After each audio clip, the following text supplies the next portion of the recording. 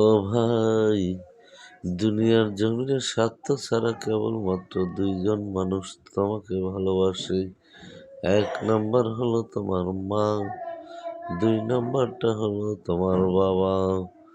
এই দুইজন মানুষ ছাড়া আর কোনো মানুষ তোমাকে স্বার্থ ছাড়া ভালোবাসে না। আর ওই দুইজন মানুষ কখনো তোমাকে ভালোবাসার জন্য স্বার্থ খুঁজে না, বরং নামাজের পরে মোনাজাত করে আল্লাহর কাছে বলে, আল্লাহ ও দয়ার মালিক, আমার সন্তানকে আপনি সবসময় হেফাজত করে রাখেন। আয় আল্লাহ, আমার সন্তানের উপরে কোনো বিপদ দিয়েন না আল্লাহ।